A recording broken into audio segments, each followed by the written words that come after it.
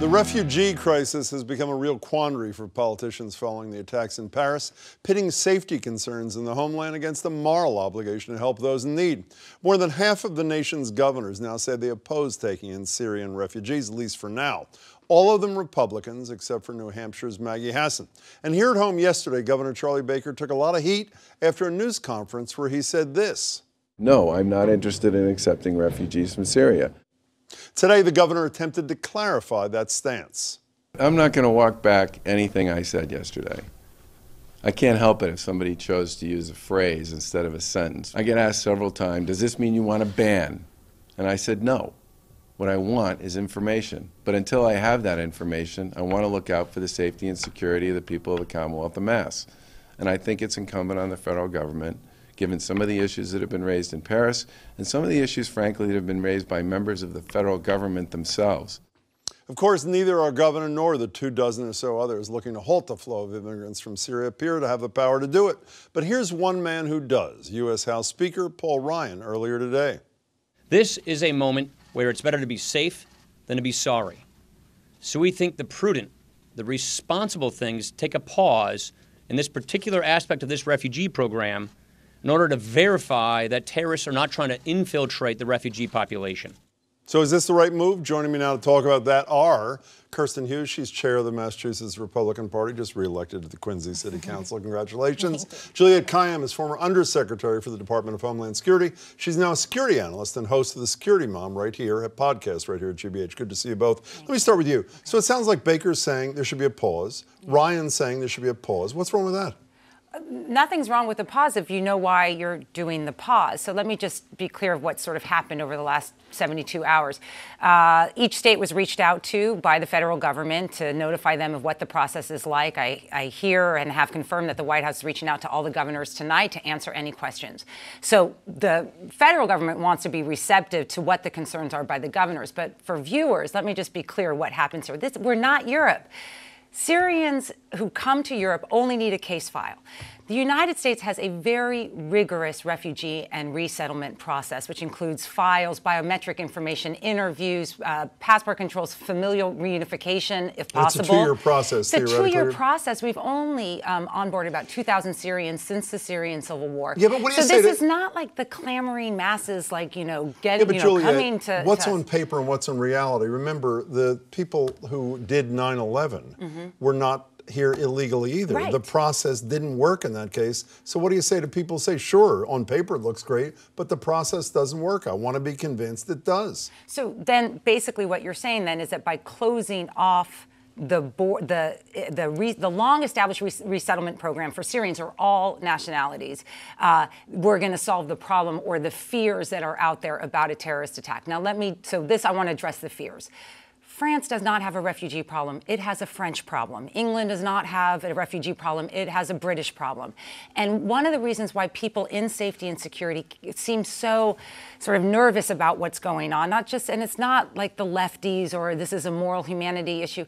One of the reasons why the United States has been so successful in minimizing radicalization in our own country, and though we know anyone living in Massachusetts know we haven't been perfect, is because we have been committed to resettlement process, assimilation, accepting people. What do you say? I mean, the vetting process is there. If Charlie Baker gets the information that the federal government is sharing, does he then say, okay, according to what he said today, I now have the information I need, I know what the vetting process is, we want to accept people who are trying to escape terror in their own homeland. Is that what happens? Well, we're not there yet, so I think that's a hypothetical. Will we be there? I don't know. It's a good question, but the point is I've heard this argument before about our vetting process, and it's 2 years and all this stuff.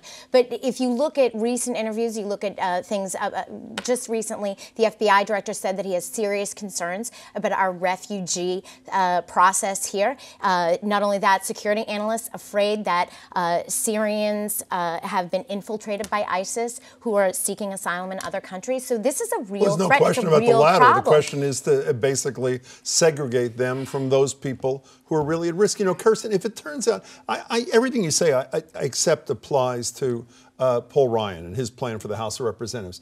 But the 27 governors who, including Maggie Hassan to our north and Charlie Baker here, they're all pretty smart. They all know that they don't have any power to do what they are saying. they want to do. So doesn't that undercut their credibility on this issue? Well, Baker can't stop this, even if he's right about everything. Well, Charlie Baker's right. We're lucky to have him. The fact that he knows that the buck stops with him in terms of keeping Massachusetts citizens safe. And, you know, with all due respect, Seth Moulton, is not going to be ultimately holding the bag. Here's what Seth, we should just add what Seth problems. Moulton said today. It was not, this kind of rhetoric usually doesn't come out of the new congressman. He tweeted today, "It's a shame that Governor Baker doesn't know the difference between refugees and those from whom they need refuge." And Baker said these are just partisan talking points. Yeah. Didn't Moulton cross the line here? Does anybody question the good faith of Baker? No, and I don't, and that's why I want to answer these real questions about concerns about who is actually coming here. Here's what the governor can do, and this is what kind of scares me. What's that? That he cannot close the door to Syrian refugees, but he probably could have control over the resettlement process. In other words, because the way it works in the United States is even when you get through the federal process, there are state agencies or state NGOs that help these Syrians reacclimate into American society. And once again, that is why we don't have a radicalization process. So what can he do about that? Probably could defund if they're given state funding. He can do other things. I'm not saying he's going to, but governors do have a lot of say, and obviously, it sets the tone for whether people will come here or not. So the idea, so he knows the law, and I'm not. I too care about safety and security. I think that there's though long-term consequences for taking the stance, and what I want to know is, what can the federal government answer except for a complete bar? I want to talk about long-term consequences. Part of the ISIS narrative, as I see it, is that the West is hostile to Muslims. Doesn't this just make their point to people in migrant communities in Europe? See what we told you? They won't even take them in the United States because they hate Muslims. I mean, doesn't that, even if that's not true, doesn't that feed that narrative? Well, I think it's fine to be questioning what the vetting process is, and I don't think that's what we're saying is cutting it off completely, and certainly that's not what the governor is saying. And he is markedly different than Governor Jindal down in Louisiana. Well, can I tell you who is, by the way? Let's talk about a few who are. Chris Christie said today, no Syrian refugees, including, quote, orphans under 5 years old. And then there's Jeb Bush and Ted Cruz. In fact, let's listen to Ted Cruz, the senator from Texas. Here he is. President Obama and Hillary Clinton's idea that we should bring tens of thousands of Syrian Muslim refugees to America is nothing less than lunacy. Those who are fleeing persecution should be resettled in the Middle East and majority Muslim countries. Now, on the other hand, Christians who are being targeted for genocide, for persecution, Christians who are being beheaded or crucified, we should be providing safe haven to them. Yesterday, the president from Turkey at a press conference called those remarks shameful. Aren't they shameful? A religious test for admission? Christians, yes. Muslims, no, Kirsten? Well, look, I'm not going to talk about what Ted Cruz believes because you and don't doesn't support believe. It, correct? Well, look, I think that what he's talking about is something that are in the minds of Americans and what is going to keep us safe. And he's asking questions, and I don't think that that's necessarily bad. While you're responding to that, Americans are split on this thing. This is a Reuters poll after Friday night. 52% say that accepting refugees fleeing Syria makes us less safe. 40% say we should accept them, 41% not. So it's not exactly a radical position. I know, and leadership is being able to say to people what is wrong in times when they are fearful. The distinction between Muslims and Christians is just wrong.